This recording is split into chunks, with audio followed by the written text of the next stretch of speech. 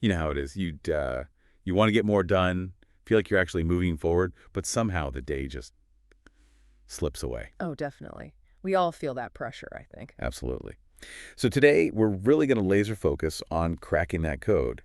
Productivity hacks. Good topic. Yeah.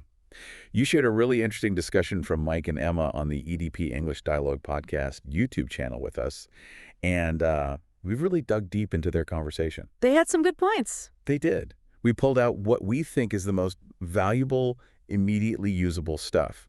So our mission here is pretty simple, really. Mm-hmm. It's to give you, the listener, actionable insights. Help you work smarter, not just harder, and feel a bit more in control without getting totally bogged down in, like, endless new theories. Yeah, and what's fascinating, I find, when you look at how to be more productive, often the biggest impact comes from surprisingly small shifts, little adjustments in how you approach your day. Right, not some massive overhaul. Exactly. But Mike and Emma, they touched on a lot of these practical adjustments, and it's really about finding what fits best into your specific way of working, Okay, so let's dive right into one of those. Oh. Those small shifts, yeah, the ones that can have big ripple effect. Dealing with those little tasks that just pop up constantly. Okay. They talk about something called the 2-minute rule.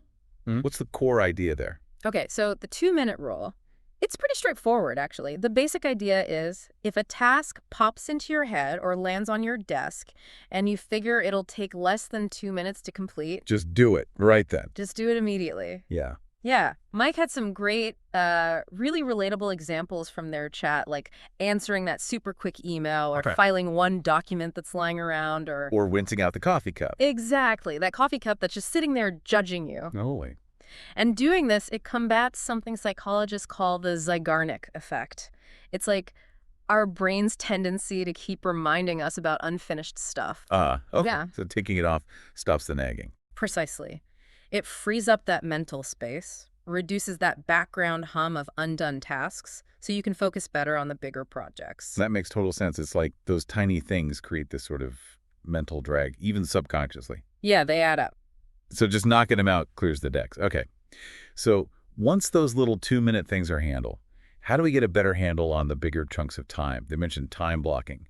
What's the key takeaway there? Right, time blocking. This is about being much more intentional with your schedule. It involves allocating dedicated time slots for specific activities. Like appointments, but for your own tasks. Kind of, yeah. Emma illustrated it well. She described how you might block out, say, 9 a.m. to 10 a.m. purely for focused work, maybe writing that important report. During that block. No distractions, no checking emails, no glancing at social media, just that one task. Then, maybe later, you'd schedule another block, like 10 to 10:30 a.m., just for dealing with emails. Okay, so you're not constantly switching gears. Exactly. By intentionally structuring your time like this, you minimize that cognitive load, the mental effort of switching between very different kinds of tasks. It allows for deeper focus and, honestly, usually higher quality output during those dedicated blocks. Okay, creating intentional containers for your work. That sounds powerful. And then they brought up the Pomodoro Technique. I've heard of this one. Yeah. Timed work sessions, right? How does that boost focus? Yeah, the Pomodoro Technique, it uses these focused work intervals, usually 25 minutes long. They call them Pomodoros. Like the tomato timer. Exactly where the name comes from. So 25 minutes of focused work, then you take a short break, maybe 5 minutes. Right. And after you do like 4 of those Pomodoro cycles, you take a longer break, maybe 15 or 20 minutes. Right, and the benefit. Well, it breaks down big, daunting tasks into these manageable sprints, makes them feel less overwhelming, Yeah, less intimidating. And those concentrated 25-minute bursts really aid concentration. Plus, the regular short breaks are crucial. They help prevent mental fatigue, stop you from burning out. And you come back feeling a bit fresher. Exactly. You return to your task with renewed energy. It's surprisingly effective for maintaining focus over longer periods. Okay, so we're tackling small tasks immediately, we're structuring time with blocking, and using focused sprints with Pomodoro. Yeah.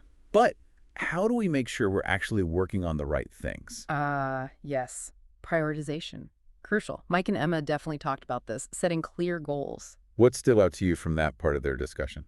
Mike specifically highlighted a strategy. I think it's often called the top 3 tasks approach. Top 3. So not a huge list. No, quite the opposite. The idea is at the start of your day, you identify the 3 most crucial things you need to accomplish. The tasks that if you got them done, You'd feel like the day was a genuine success. Okay, the real needle movers. Exactly. By focusing laser-like on these key priorities, you ensure you're making meaningful progress on what truly matters. It stops you getting lost in, well, less important busy work. Just ticking boxes on minor stuff. Right.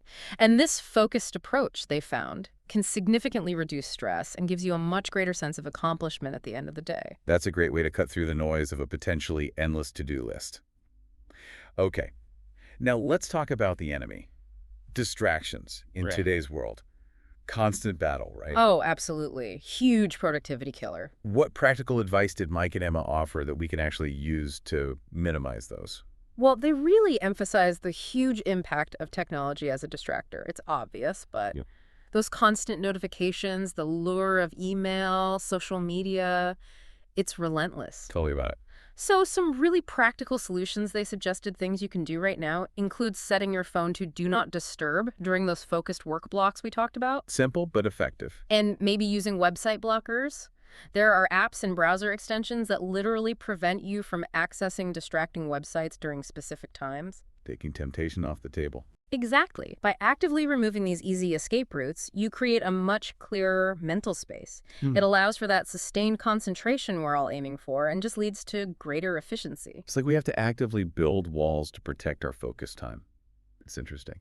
And speaking of stepping away from work, they also made the point that taking breaks is actually good for productivity. It can feel a bit counterintuitive, can't It really can feel that way. But what's key to understand is that our brains, they just aren't built for continuous hours-long, unbroken focus. It doesn't work. We hit a wall. We do. Emma gave some simple but really effective examples of what these strategic breaks could look like. Just stepping away from your desk for a few minutes. Like what? A quick walk. Yeah, a quick walk around the office or outside, doing a few stretches, grabbing some water, even just taking a few slow, deep breaths. Tiny things. These short pauses act like a sort of reset button for your mind. They genuinely help prevent that mental fatigue from setting in. They can improve your mood, too, and often spark a bit of creativity when you return to your work with, fresh eyes. So it's not wasting time, it's investing in future focus. Think of it exactly like that.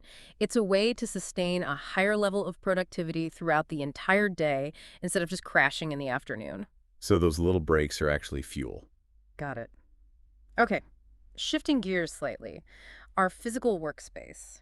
They talked about the impact of our environment. How can optimizing your workspace help? Yeah, this is often underestimated. A clean, organized workspace has this surprisingly profound effect on your mental clarity. Less visual noise. Exactly. As Mike pointed out, it reduces that visual clutter, which makes it easier to find what you need, keeps necessary tools within reach, and just minimizes unnecessary distractions. Yeah. Removes things that might pull your attention. Makes sense. And simple things, too, like making sure you have good lighting, a comfortable chair, seriously important, maybe even adding a plant. Little touches can contribute to a more pleasant, inviting atmosphere. And that helps motivation. Indirectly, yeah. It can boost your motivation and your ability to focus.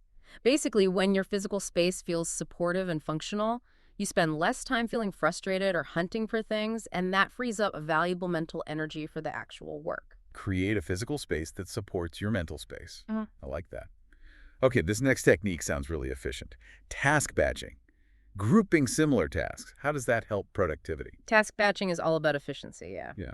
It involves grouping similar types of tasks together and then tackling them all in one dedicated block of time rather than scattering them throughout your day. Okay, examples. Emma gave some good ones, like handling all your emails in one go, say, for 30 minutes, or making all your necessary phone calls back-to-back in another session.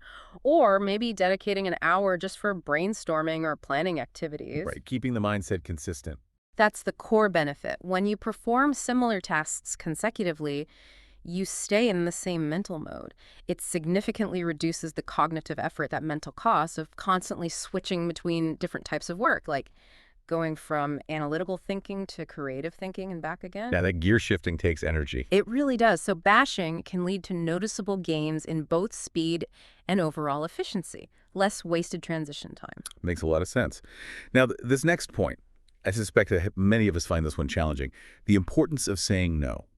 Ah, yes, the power of no. Why is setting boundaries seen as such a critical productivity hack? Because it is critical. It's a vital productivity strategy, but like you said, often underestimated or just plain difficult to do. As Mike and Emma discussed, learning to politely but firmly say no to requests, invitations, or commitments that don't align with your core priorities or current goals. It's essential Essential for what? for protecting your most valuable Yeah. resources, your time and your energy, protecting them for what truly matters. It feels hard sometimes, though. You don't want to disappoint people. Absolutely. It can feel uncomfortable, especially at first, but the alternative is overcommitting yourself. And when that happens, you end up spreading your resources way too thin. Your focus gets diluted, and inevitably, the quality of your work on your actual priorities can suffer. So setting boundaries lets you focus better on the important stuff. Exactly. It ensures you can dedicate your best energy and attention to your most important commitments, leading to better results in the long run. It's about strategic allocation of yourself. Being strategic with your yeses requires being okay with some nos. Got it. They also touched on using automation and templates. How can leveraging those tools save time and effort? Oh, this is a big one for repetitive tasks. If you find yourself doing the same things over and over, maybe drafting similar emails, generating the same kind of weekly report, things like that. Those routine things. Utilizing templates or exploring automation tools can yield significant time and energy savings. It might seem small each time, but as Mike mentioned, those little increments of time saved on repetitive tasks really accumulate. Compound savings. Exactly. Over weeks and months, it frees up a surprising amount of your capacity. Capacity you can then use for more creative work, strategic thinking, higher-level tasks that really require your unique skills and attention, not just rote repetition. Okay, automate the mundane to free up the mind. Makes sense. And it's not enough just to start using these strategies, right? Mike and Emma also emphasized regular self-assessment. Why is it important to periodically review your productivity methods? Because things change. Regularly reflecting on your productivity strategies, what you're actually doing day to day, allows you to identify what's still working effectively and, crucially, what might need tweaking or even abandoning. So it's not set and forget.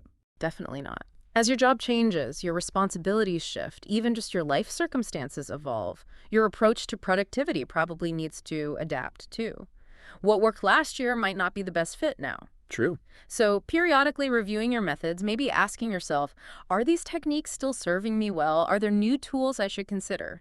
It ensures you're continuously improving and optimizing how you work rather than just sticking with habits that might have become outdated for you. Constant refinement. Hmm. Okay. This next tip really resonates with me. Working with your natural energy levels. I definitely have times of day when I feel sharper than others. Most people do. It's very common. How can leveraging those natural energy peaks help? Emma highlighted this one. The benefit comes from consciously scheduling your most demanding, complex, or concentration-heavy tasks for those times of day when you naturally feel the most alert and focused. Your personal prime time. Your prime time, exactly. For some people, that's first thing in the morning. For others, it might be mid-afternoon or even later in the evening for night owls. The key is knowing your rhythm. And then matching the task to the energy level. Precisely. By aligning your hardest work with your natural energy highs, you tend to work more efficiently, with less struggle, less mental strain. And often, the quality of the output is higher, too. It's really about working with your body's natural inclinations rather than constantly fighting against them. Makes perfect sense. Right. Why try to tackle a really complex problem when your brain feels like mush, right? Exactly. Save the easier stuff for the low energy times. Okay. They also mentioned something simple, but again, probably quite effective. Keeping your to-do list manageable, not letting it become this epic scroll. Yes. The danger of the overwhelming list. Why is a shorter, more focused list actually better? Well, think about it. A concise, realistic to-do list, maybe just those top 3 priorities we talked about, plus a few smaller things, is far more motivating and less anxiety-inducing than an overwhelmingly long one. Yeah, a huge list can just paralyze you. Where do I even start? Exactly that feeling. When faced with too many tasks, it can lead to stress, procrastination, difficulty choosing where to begin. By focusing on just a few essential tasks each day, you're much more likely to actually make progress, feel that sense of accomplishment. Which fuels motivation for the next day. Right. It builds momentum. You can always add more tasks if you finish early and have time, but starting with a manageable list reduces that initial anxiety and improves your ability to concentrate on what truly needs doing right now. Keep it achievable. Good advice. And finally, they touched on something that's maybe easy to overlook, but sounds really important for keeping the momentum going. The power of positive reinforcement. Celebrating the wins. How can actually acknowledging or celebrating achievements, even the small ones, benefit us? It's basic psychology, really, but powerful. Acknowledging and celebrating your accomplishments, no matter how small they seem, can have a significant positive impact on maintaining your motivation. It reinforces those productive Like habits. rewarding yourself. Yeah, in a way. Mike gave examples like maybe after you finish a really challenging report, you allow yourself a proper coffee break, or listen to some music you enjoy for 10 minutes, or even just consciously acknowledging at the end of the week, wow, I really stayed focused this week. Giving yourself credit. Exactly. By associating those productive behaviors, completing tasks, staying focused with a positive feeling or a small reward, you create this virtuous cycle. It reinforces the habits, boosts motivation, and makes it more likely that you'll continue using those helpful strategies. It builds sustainable effort. Right. Make the whole process feel less like a grind.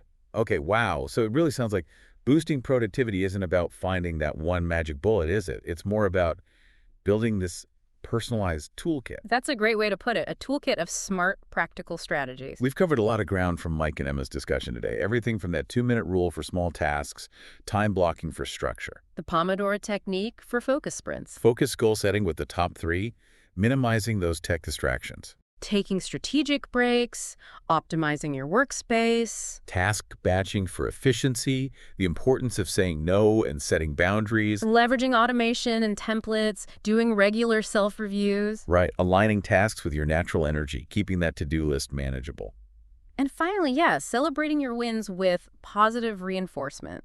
It's quite comprehensive when you lay it all out. It really is. And the key takeaway, I think, for everyone listening is that figuring out what works best is a highly individual journey. It really involves experimenting with these different techniques. Trying them out. Yeah, trying them out, seeing what clicks, and then tailoring them to fit your unique work style, your personality, your specific job, your life circumstances. There's no one-size-fits-all perfect system. It's about finding your system through trial and error. Exactly. Okay.